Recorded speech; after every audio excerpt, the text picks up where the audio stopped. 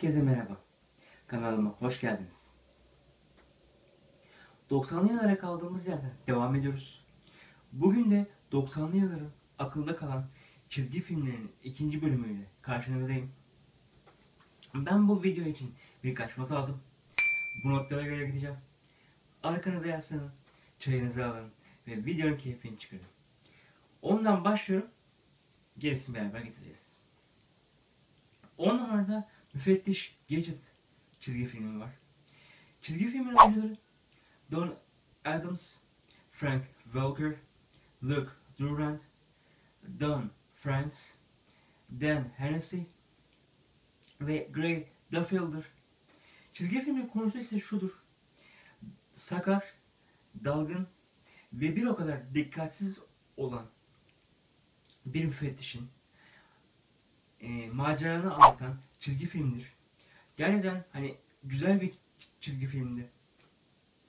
Özellikle Müfettiş Gadget'ın hani o çizgi filmin konusunda bahsettiğim gibi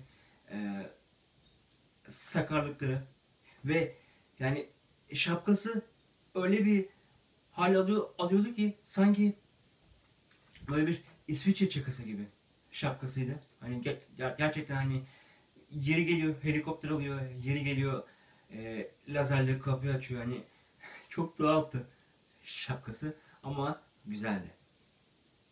Geçiyorum buradan ben 9. çizgi filmime. 9. çizgi filmim Rugrats çizgi filmidir.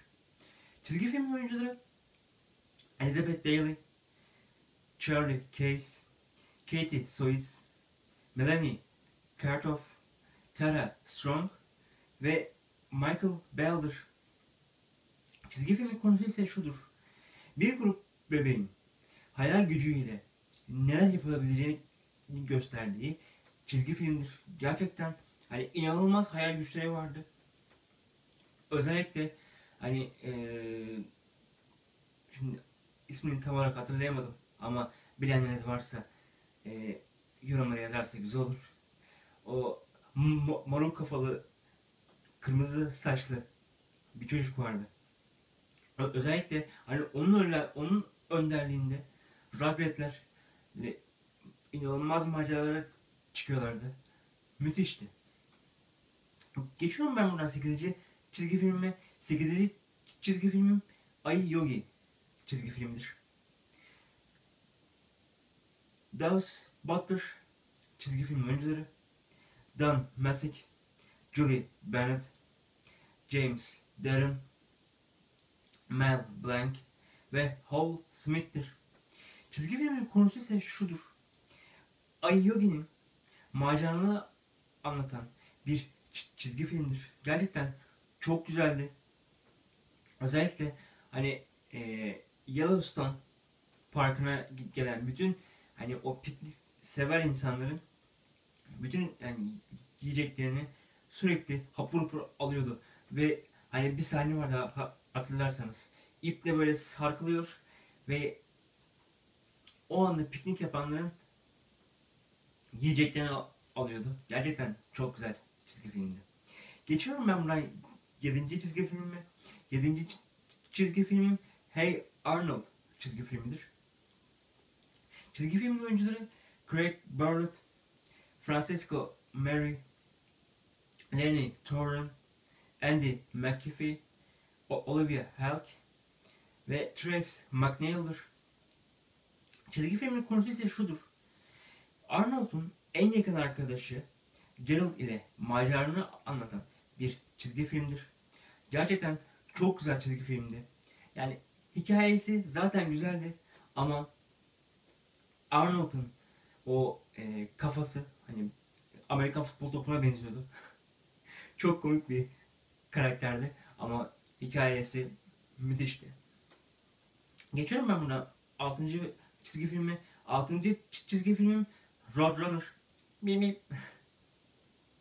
Çizgi filmin oyuncuları Mel Blanc, June Furry. Çizgi filmin konusu ise şudur. Roadrunner'ın çakaldan kaçmaya çalışırken ki hallerini anlatan çizgi filmdi. Gerçekten çok çok güzeldi. Hani çakal Böyle tuzak hazırlar. Bir sürü bomba koyar. Ama o Roadrunner gelip arkasından mimim yapıp gider. Çakal da havaya patlardı. Çok komikti. Geçiyorum ben bundan. Beşinci çizgi filme. Beşinci çizgi filmim Winnie the Pooh çizgi filmidir. Çizgi filmin konusu ise şudur. Winnie'nin maceralarını anlatan bir çizgi filmdir. Ama çizgi filmin oyuncuları var ki onlar da şudur. Sebastian Kabov, Genius Matthews, Barbara Luddy, Howard Morris, John Fiedler ve Ralph Reiter. Gerçekten çok güzel bir çizgi filmdi. Hani Winnie the Pooh'un bal kovanına girip sürekli balarken görüyorduk. Hatta orada Tiger vardı. Kaplan. Hani hiç kaplan kuyruğunun üstünde zıplar mı yani? Çok komikti. Geçiyorum ben buradan dördüncü çizgi filmime. Dördüncü çizgi filmim Smurf. Türkçe'ye Şirinler olarak geçti. Çizgi filmin oyuncuları Don Messick, Danny Goldman, Lucy Bills, Frank Welker, Michael Bell ve William Calloway'dir. Çizgi filmin konusu ise şudur. Küçük bir köyde yaşayan şirinlerin maceralarını anlatan bir çizgi filmdir. Gerçekten çok güzel bir çizgi filmdi. Yani özellikle o Gargamel'in şirinleri yakalamaya çalışması yani bir takdire şayan, hani sürekli yani deniyor ama başaramıyordu. Hatta o gözlüklü şirin vardı hani. Sürekli böyle hani o çizgi filmi dayak yemeye gelmiş gibiydi. Çok komik bir çizgi filmdi. Geçiyorum ben buna üçüncü çizgi filme. Üçüncü çizgi filmim Popeye.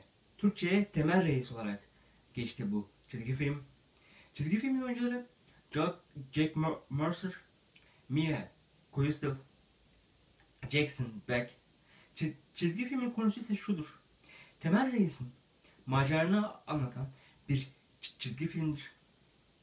Gerçekten çok güzel bir çizgi filmdi. Bir nesli ıspanağı sevdiren bir çizgi film karakteri oldu. Hatta şöyle bir şey hatırlıyorum ben. Böyle ne zaman Temel Reis izlesem akşamına ıspanak yapılırdı. Ve ben yerdim ıspanağı. Hatta anneme şunu derdim. Anne bak nasıl puzzle oldu. Halbuki çocuk kafası işte. Geçelim buradan ben ikinci çizgi filmine. İkinci çizgi filmim Flintstones çizgi filmidir. Çizgi filmin oyuncuları Gene Vanderpeel, Alan Reed, Mel Blanc, Bea Benedict, Don Messick, John Stephenson'dır. Çizgi filmin konusu ise şudur. Fred Çakmaktaş'ın ailesinin ve arkadaşlarının hikayesini anlatan bir çizgi filmdir. Gerçekten çok güzeldi. İnanılmazdı. Özellikle orada hani Çakıl vardı. Bam Bam vardı. Bam Bam da sürekli böyle sopa yere vurup bam bam falan diyordu. Çok komikti. Geçiyorum buradan ben birinci çizgi filmime. Birinci çizgi filmim Batman çizgi filmidir. Çizgi filmin oyuncuları Kevin Conroy, Ephraim Zimbalist, Bob Hastings, Lauren Lester, Robert Costanzo, Mary Duvander. Çizgi filmin konusu ise şudur. Batman'in Gotham'ı suçlulardan koruduğu bir çizgi filmdir. Gerçekten hem animasyonu hem de hikayesi muazzamdı. Müthişti. Hani izlediğimiz zaman yani kendimizden geçerdik ki hangi süper kahraman çizgi filmini izleyip de kendimizden geçmezdik o dönem 90'larda. Bugün de böyle video olsun. Yarın da güzel bir video gelecek. Söyler misiniz? Sizin 90'larda hatırladığınız çizgi filmler hangileri? Onları da yorumlara yazarsanız çok güzel olur. Abone olup like atarsanız çok sevinirim. Videolarımı destekleyip paylaşırsanız da çok güzel olur. Kendinize iyi bakın. Görüşürüz.